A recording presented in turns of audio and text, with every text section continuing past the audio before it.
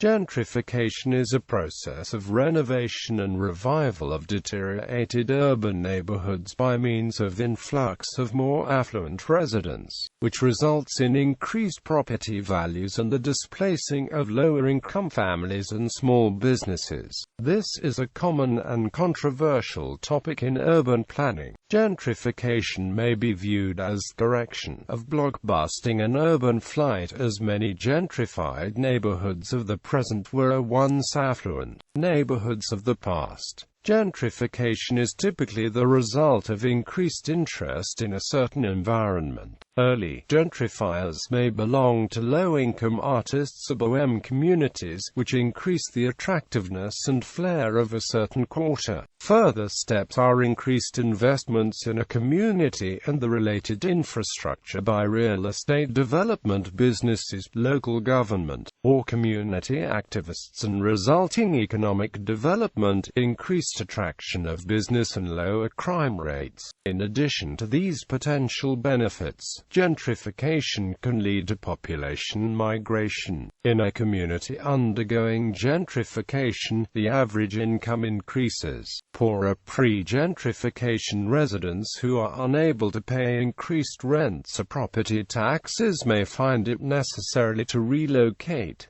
Origin and etymology. The term gentrification has come to refer to a multifaceted phenomenon that can be defined in different ways. Historians say that gentrification took place in ancient Rome and in Roman Britain, where large villas were replacing small shops by the 3rd century AD. The word gentrification derives from gentry, which comes from the Old French word genturize, of gentle birth, and people of gentle birth. In England, landed gentry denoted the social class, consisting of gentlemen. British sociologist Ruth Glass coined the term gentrification in 1964 to describe the influx of middle-class people displacing lower-class worker residents in urban neighbourhoods. Her example was London, and its working-class districts such as Islington. One by one, many of the working-class neighbourhoods of London have been invaded by the middle classes, upper and lower. Shabby, modest mews and cottages, 2 rooms up and 2 down, have been taken over when the leases have expired, and have become elegant, expensive residences.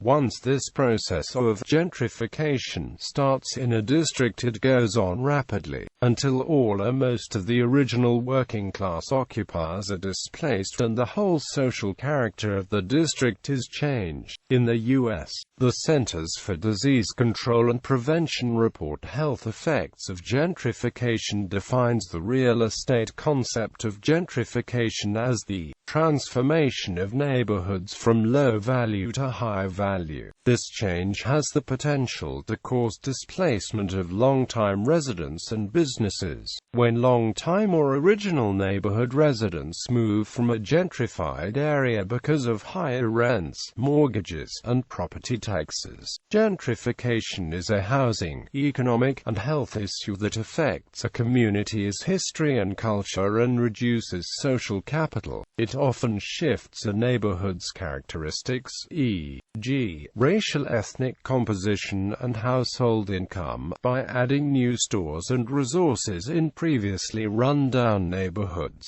In the Brookings Institution report dealing with neighborhood change, a primer on gentrification and policy choices, Maureen Kennedy and Paul Leonard say that the term gentrification is both imprecise and quite politically charged, suggesting its redefinition as the process by which higher-income households displace lower-income residents of a neighborhood, changing the essential character and flavor of that neighborhood, so distinguishing it from the different socio-economic process of neighborhood revitalization, although the terms are sometimes used interchangeably. German geographers have a more distanced view on gentrification. Actual gentrification is seen as a mere symbolic issue happening in a low amount of places and blocks, the symbolic value and visibility in public discourse being higher than actual migration trends. E.g., Gerhard Hard assumes that urban flight is still more important than inner-city gentrification. Volkskunde scholar Barbara Lang introduced the term symbolic gentrification with regard to the mythos Kreuzberg in Berlin. Lang assumes that complaints about gentrification often come from those who have been responsible for the process in their youth. When former students and bohemians started raising families and earning money in better-paid jobs, they become the yuppies they claim to dislike. Especially Berlin is a showcase of intense debates about symbols of gentrification, while the actual processes are much slower than in other cities. The city's Prenzlauer Berg district is, however, a poster child of the capital's gentrification, as this area in particular has experienced a rapid transformation over the last 2 decades. This leads to mixed feelings amidst the local population.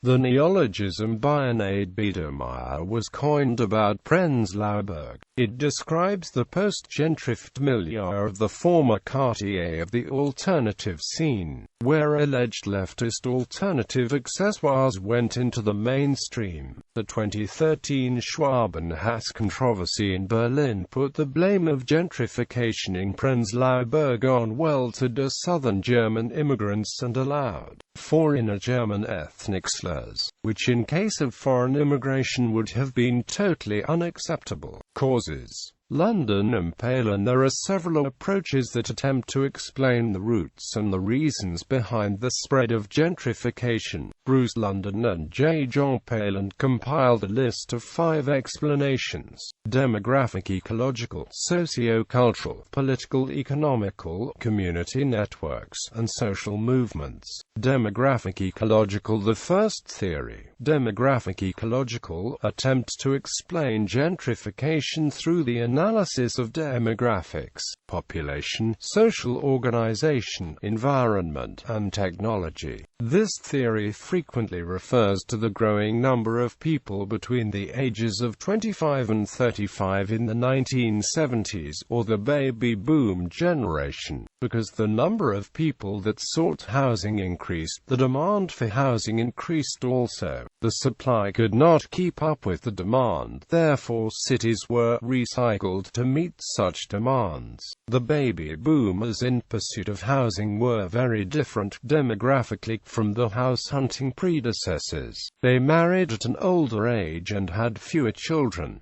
The children were born later. Women, both single and married, were entering the labor force at higher rates, which led to an increase of dual-wage earner households. These households were typically composed of young, more affluent couples without children. Because these couples were child-free and were not concerned with the conditions of schools and playgrounds, they elected to live in the inner city in close proximity to the jobs.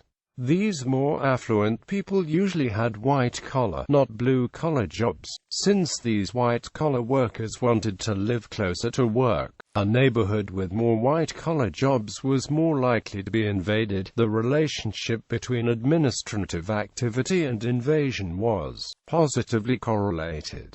Sociocultural. The second theory proposed by London Impalen is based on a sociocultural explanation of gentrification. This theory argues that values, sentiments, attitudes, ideas, beliefs, and choices should be used to explain and predict human behavior, not demographics or structural units of analysis. This analysis focuses on the changing attitudes, lifestyles, and values of the middle and upper middle class of the 1970s. They were becoming more pro-urban than before, opting not to live in rural or even suburban areas anymore. These new pro-urban values were becoming more salient, and more people began moving into the cities. London and Palin refer to the first people to invade the cities as urban pioneers. These urban pioneers demonstrated that the inner city was an appropriate and viable place to live, resulting in what is called inner city chic.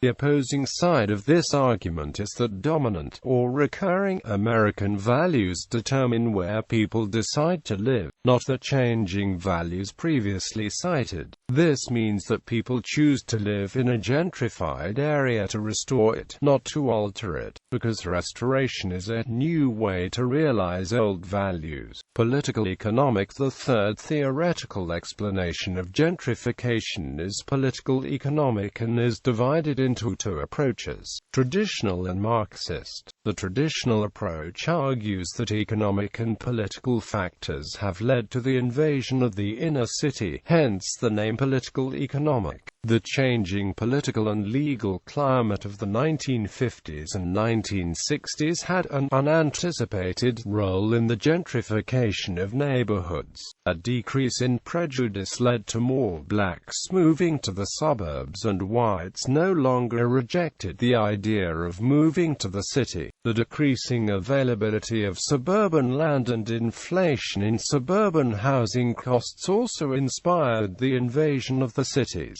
The Marxist approach denies the notion that the political and economic influences on gentrification are invisible, but are intentional. This theory claims that powerful interest groups follow a policy of neglect of the inner city until such time as they become aware that policy changes could yield tremendous profits. Once the inner city becomes a source of revenue, the powerless residents are displaced with little or no regard from the powerful. Community networks. The community network approach is the fourth proposed by London and Palin. This views the community as an interactive social group. Two perspectives are noted: community lost and community saved. The community lost perspective argues that the role of the neighborhood is becoming more limited due to technological advances in transportation and communication. This means that the small-scale, local community is being replaced with more large-scale, political and social organizations. The opposing side, the community-saved side, argues that community activity increases when neighborhoods are gentrified because these neighborhoods are being revitalized.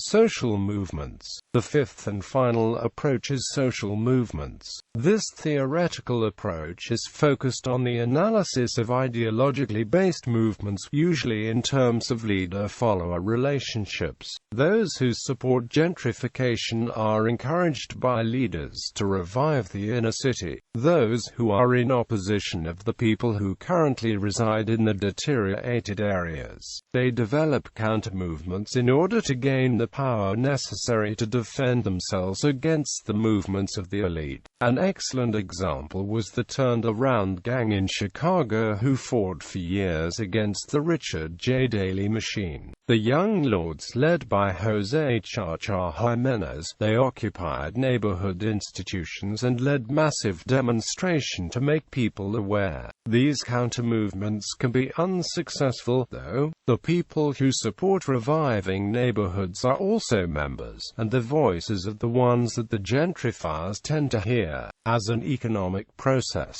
two discrete, sociological theories explain and justify gentrification as an economic process and as a social process that occurs when the suburban gentry tire of the automobile-dependent urban sprawl style of life. Thus, professionals, empty nest-aged parents, and recent university graduates perceive the attractiveness of the city center, earlier abandoned during white flight, especially if the poor community possesses a transport hub and its architecture sustains the pedestrian traffic that allows the proper human relations impeded by urban sprawl. Professor Smith and Marxist sociologists explain gentrification as a structural economic process. Lay explains gentrification as a natural outgrowth of increased professional employment in the central business district, and the creative subclass's predilection for city living. Liberal ideology in the post-industrial city describes and deconstructs the team committee's effort to rendering Vancouver, BC, Canada, a livable city.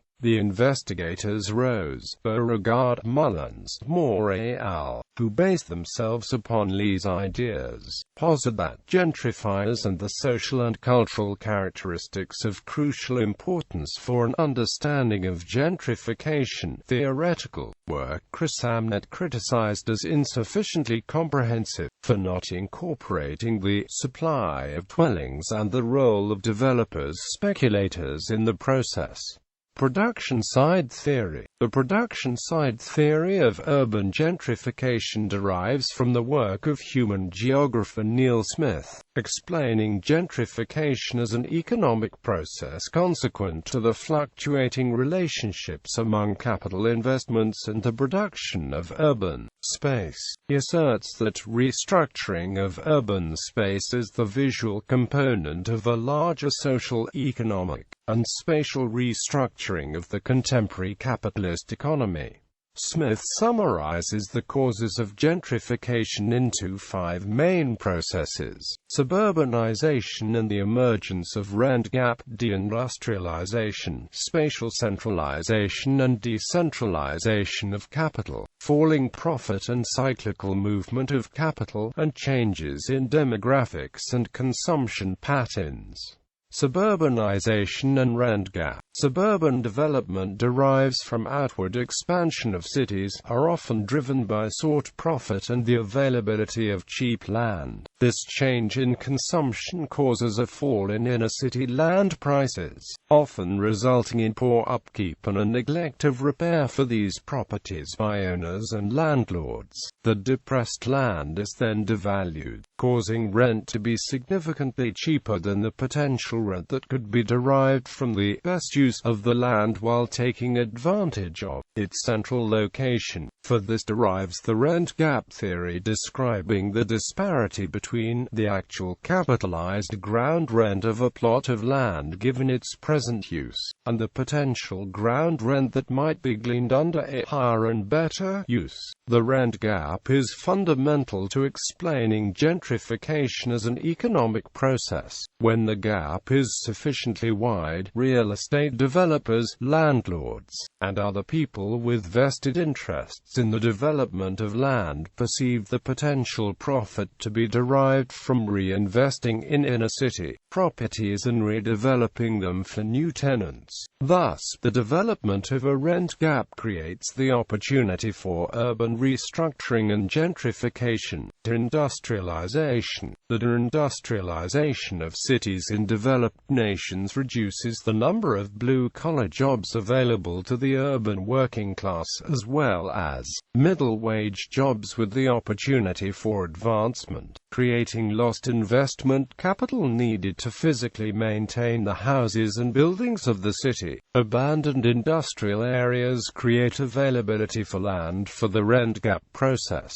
Spatial centralization and decentralization of capital. Deindustrialization is often integral to the growth of a divided white-collar employment, providing professional and management jobs that follow the spatial decentralization of the expanding world economy. However, somewhat counterintuitively, globalization also is accompanied by spatial centralization of urban centers, mainly from the growth of the inner city as a base for headquarter and executive decision-making centers. This concentration can be attributed to the need for rapid decisions and information flow, which makes it favorable to have executive centers in close proximity to each other. Thus, the expanding effect of suburbanization as well as agglomeration to city centers can coexist. These simultaneous processes can translate to gentrification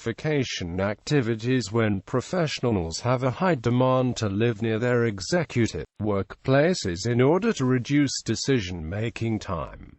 falling profit and the cyclical movement of capital. This section of Smith's theory attempts to describe the timing of the process of gentrification. At the end of a period of expansion for the economy, such as a boom in post-war suburbs, accumulation of capital leads to a falling rate of profit. It is then favorable to seek investment outside the industrial sphere to hold off onset of an economic crisis. By this time, the period of expansion has inevitably led to the creation of rent gap, providing opportunity for capital reinvestment in this surrounding environment. Changes in demographic and consumption patterns. Smith emphasizes that demographic and lifestyle changes are more of an exhibition of the form of gentrification, rather than real factors behind gentrification. The aging baby boomer population, greater participation of women in the workforce, and the changes in marriage and child-rearing norms explained the appearance that gentrification takes, or as Smith says, why we have proliferating quiche bars rather than Howard Johnson's consumption side theory in contrast to the production side argument. The consumption side theory of urban gentrification posits that the socio-cultural characteristics and motives of the gentrifiers are most important to understanding the gentrification of the post-industrial city. The changes in the structure of advanced capitalist cities with the shift from industrial to service-based economy were coupled with the expanding of a new middle class, one with a larger purchasing power than ever before. As such, human geographer David Ley posits a rehabilitated post-industrial city influenced by this new middle class. The consumption theory contends that it is the demographics and consumption patterns of this new middle class that is responsible for gentrification. The economic and cultural changes of the world in the 1960s have been attributed to these consumption changes. The anti-authoritarian protest movements of the young in the U.S., especially on college campuses, brought a new disdain for the standardization of look-alike suburbs, as well as fueled a movement toward empowering freedom and establishing authenticity. In the post-industrial economy, the expansion of middle-class jobs in inner cities came at the same time as many of the ideals of this movement. The process of gentrification stemmed as the new middle class, often with politically progressive ideals, was employed in the city and recognized not only the convenient commute of a city residence, but also the appeal towards the urban lifestyle as a means of opposing the deception of the suburbanite. This new middle class was characterized by professionals with life pursuits expanded from traditional economistic focus.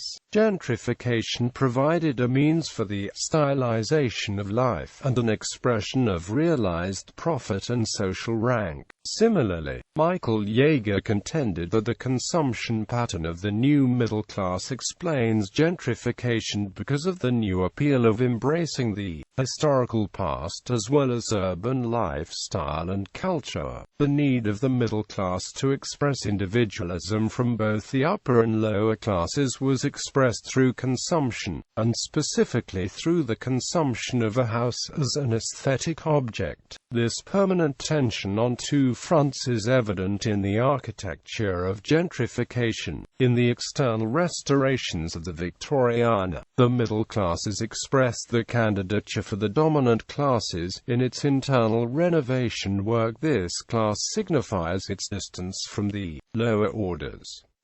Gentrification, according to consumption theory, fulfills the desire for a space with social meaning for the middle class, as well as the belief that it can only be found in older places because of a dissatisfaction with contemporary urbanism. Economic globalization. Gentrification is integral to the new economy of centralized, high-level services work, the new urban economic core of banking and service activities that come to replace the older, typically manufacturing-oriented, core that displaces middle-class retail businesses so they might be replaced by upmarket boutiques and restaurants catering to new high-income, urban elites. In the context of globalization, the city's importance is determined by its ability to function as a discrete socio-economic entity, given the lesser import of national borders, resulting in deindustrialized global cities and economic restructuring. To wit, the American urban theorist John Friedman's seven-part theory posits a bifurcated service industry in world cities, composed of a high percentage of professionals specialized in control functions and a vast army of low-skilled workers engaged in personal services, cater to the privileged classes, for whose sake the world city primarily exists. The final three hypotheses detail the increased immigration of low-skilled laborers needed to support the privileged classes, the class and caste conflict consequent to the city's inability to support the poor people who are the service class, and the world city as a function of social class struggle. Matters expanded by Saskia Sasson et al. The world city's inherent socio-economic inequality illustrates the causes of gentrification, reported in Where Did They Go? The decline of middle-income neighborhoods in metropolitan America, demonstrating geographical segregation by income in U.S. cities, wherein middle-income neighborhoods decline, while poor neighborhoods and rich neighborhoods remain stable.